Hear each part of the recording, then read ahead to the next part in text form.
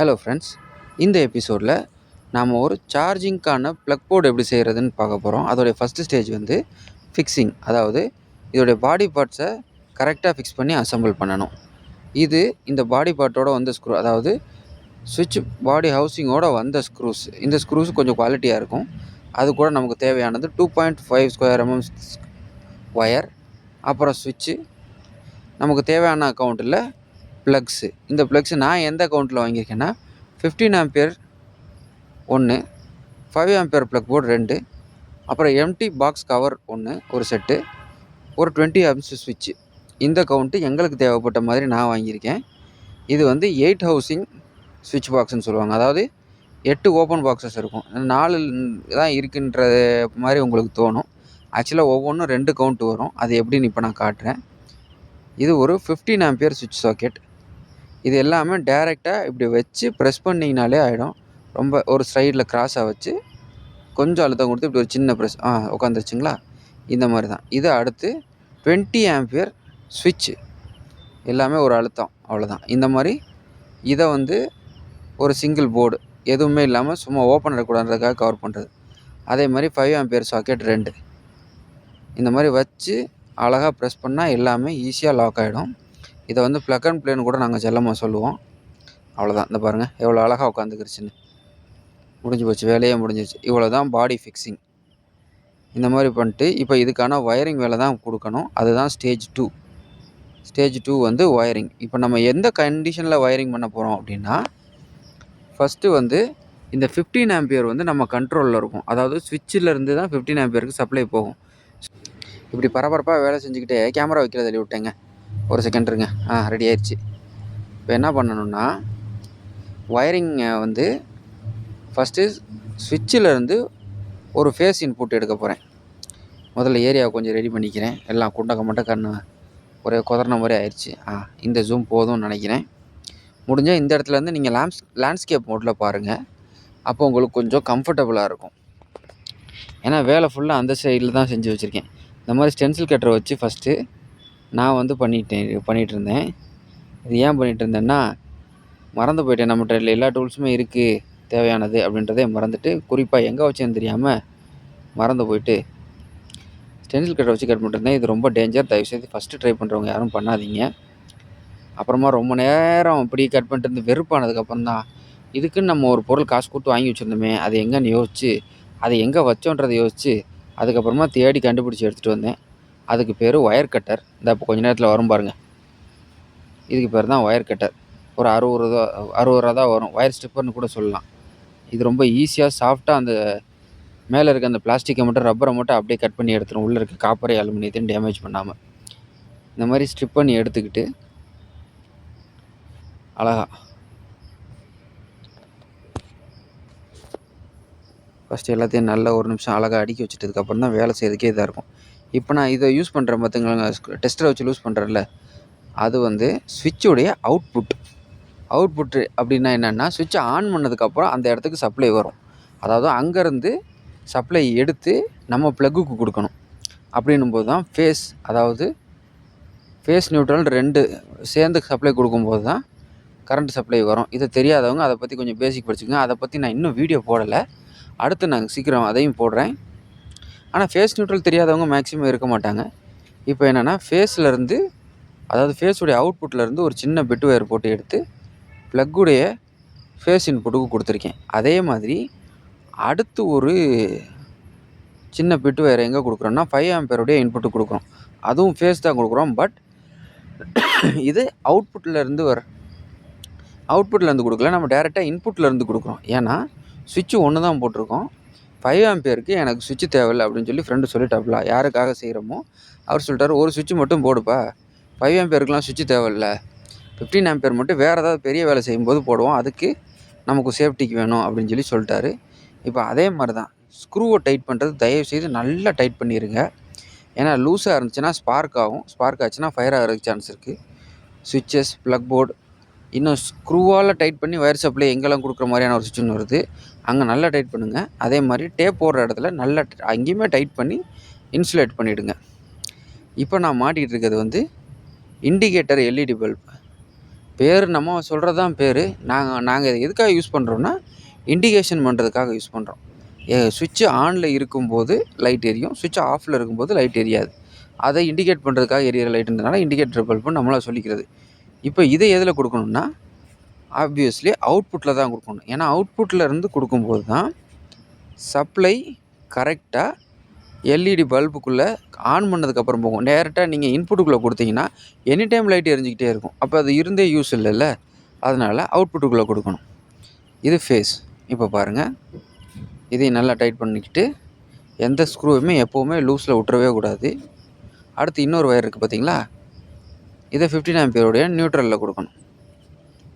ஆப்போசிட்டில் இருக்குது பார்த்தீங்களா, அது நியூட்ரல். 2 ப்ளக்கில் ஒன்று ஃபேஸு, இன்னொன்று நியூட்ரல். மேலே இருக்கிறது ஆல்வேஸ் எர்த்து தான், மேலே மட்டுமே எர்த்து தான் எப்போவுமே.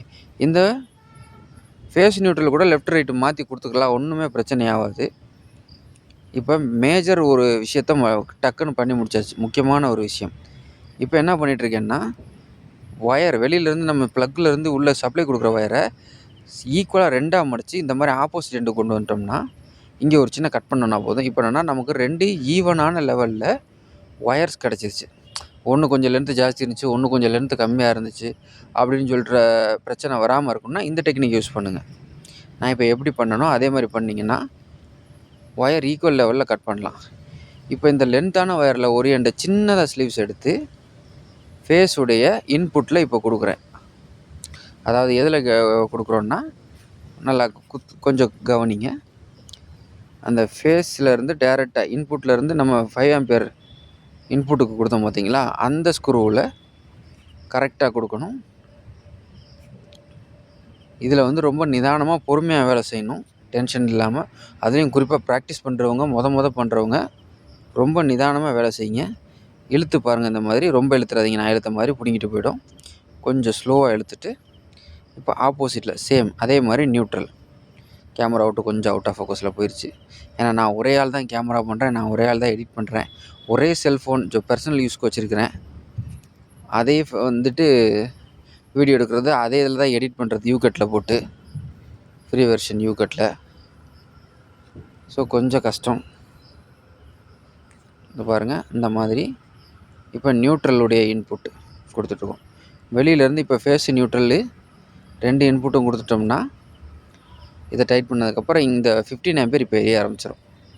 அந்த எல்இடி பல்புடைய ஒயரும் பிடிங்கிச்சு, அதையும் சேர்த்து இந்த மாதிரி நல்லா டைட் பண்ணிடணும். ஒவ்வொரு தடவையும் ஸ்க்ரூவை டைட் பண்ணதுக்கப்புறம் பிடிச்சி இழுத்து பார்க்குறது ரொம்ப ரொம்ப அவசியம். லூஸ் ஆகிடுச்சுன்னா பிடுங்கிட்டு வந்துடும், அப்புறம் எரிஞ்சு போகும், ஷார்ட் ஆகும், ஏகப்பட்ட கஷ்டம் வரும். இந்த மாதிரி மெஷர்மெண்ட் எடுத்துக்கிட்டு அதுக்கப்புறமா ஒயர் கட் பண்ணுங்கள், அது கொஞ்சம் நல்லது. அப்புறம் ரொம்ப சின்னதாக தான் இந்த மாதிரி ஸ்லீவ்ஸ் எடுக்கணும். 2 எண்ட்லேயும் பாருங்கள், ரொம்ப சின்னதாக எடுக்கணும். ஏன்னா வேஸ்ட்டாக வந்துடும். இப்போ பாருங்கள், இவ்வளோ கொஞ்சம் ஜாஸ்தி எடுத்துகிட்டேன் இந்த லாஸ்ட் எடுத்ததில். இது என்ன ஆகும்னா, ஆப்போசிட்டில் வெளியில் வந்துட்டு கொசன்னு இருக்கும், அது ஸ்பார்க் ஆகிறதுக்கு நிறைய சான்சஸ் இருக்கிறதுனால முடிஞ்ச அளவுக்கு ஸ்லீவ்ஸை சின்னதாக எடுக்கணும். இப்போ பாருங்கள், இப்போ ஒரு ஃபேஸ் நம்ம எடுத்துருக்கோமா சுவிட்சில் இருந்து டேரெக்டு, அங்கே இருந்து இன்னொரு அவுட்புட் எடுத்து டேரெக்டாக இன்னொரு ப்ளக் இருக்குல்ல, 2வது 5 ஆம்பியர் சுவிட்சு, அந்த ப்ளக்குக்கு கொடுக்கணும். இதை லூஸ் பண்ணி இப்போ அதுக்குள்ளே சொருவிட்டேன். இப்போ அதுக்குள்ளேருந்து ஒரு இன்புட்டும் இருக்குது, ஒரு ஃபேஸுடைய அவுட்புட்டும் இருக்குது. அதை இழுத்து பார்த்துட்டோன்னா டைட்டாக இருக்கா, அதோடைய இன்னொரு எண்டை அடுத்த ஃபேஸுக்கு கொடுக்கணும். ஃபேஸ் எண்டு ஒரு லெஃப்ட்டில் ஃபேஸுன்னு டிசைட் பண்ணிட்டீங்கன்னா லெஃப்ட்டையே கண்டினியூ பண்ணுங்கள், ரைட்டில் ஃபேஸுன்னு டிசைட் பண்ணிட்டீங்கன்னா ரைட்டே கண்டினியூ பண்ணுங்கள். இல்லைன்னா கன்ஃபியூஸ் ஆகிடுவீங்க, ஃபேஸ் நியூட்ரல் மாற்றி கொடுத்துருவீங்க, அவ்வளோதான், பெரிய பிரச்சனை ஆகிடும். முன்னாடியே சொல்லிடுறேன். ஃபேஸு நியூட்ரலு 2 ஒயரும் ஒன்றா சேராமல் மட்டும் பார்த்துக்கிட்டோம்னா ஒயரிங்கில் எந்த பிரச்சனையுமே வராது. 95% பொருள் டேமேஜே ஆகாது. ஃபேஸு தனியாக நியூட்ரல் தனியாக கொண்டு போய் நம்மளுடைய அவுட்புட் வரைக்கும் ரீச் பண்ணுறது தான் முக்கியமான வேலை. அது பண்ணிட்டோம்னாலே மேக்ஸிமம் டேஞ்சர் இல்லை. எந்த டிவைஸும் டேமேஜ் ஆகாது, எந்த பொருளும் ஃபயர் ஆகாது, எந்த சுவிட்சு எதுவுமே ஆகாது.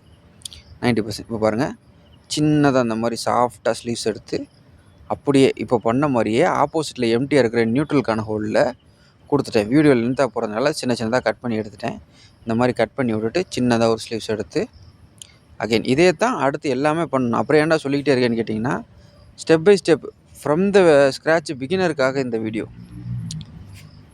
இந்த மாதிரி நல்லா முறுக்கிக்கணும். அப்படி முறுக்கிட்டிங்கன்னா டைட் ஆகிடும். நல்லா டைட்டாக இருக்கிறது இந்த காப்பர் டைட்டாக இருக்கிறது ரொம்ப ரொம்ப முக்கியம். காப்பராக இருந்தாலும் சரி, அலுமினியமாக இருந்தாலும் சரி, உங்கள் பட்ஜெட்டை பொறுத்து. லூஸ் பண்ணிவிட்டு அகெயின் த சேம் திங். நான் எப்போவுமே இந்த மாதிரி வயரிங் வேறு ஒருத்தருக்கு ஃப்ரெண்டுக்கு செஞ்சுலாம் கொடுக்கும்போது சின்ன சின்ன பாக்ஸ் செஞ்சு கொடுத்தாலும் 1 தடவைக்கு 2 தடவை 3 தடவை நல்லா செக் பண்ணதுக்கப்புறம் தான் அவங்ககிட்ட கொடுப்பேன். இப்போ நல்லா பாருங்கள், லேண்ட்ஸ்கேப்பில் இந்த செகண்ட் மட்டும் கூட லேண்ட்ஸ்கேப்பில் வச்சு அப்படியே பாருங்கள்.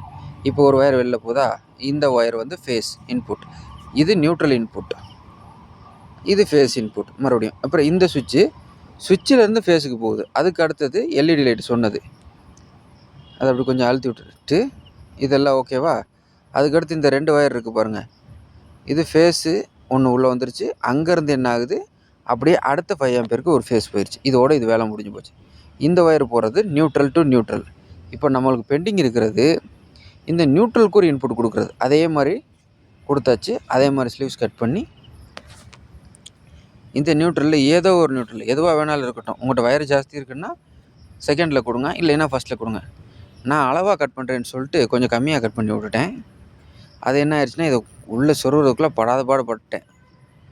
ரொம்ப கஷ்டமாக இருந்துச்சு. லாஸ்ட்டில் இவ்வளோ வேலை செஞ்சு கடைசியில் எப்படி விட்டுட்டோமே அப்படின்ற மாதிரி ஒரு இன்ச்சு கொஞ்சம் கம்மியாக விட்டுட்டேன்.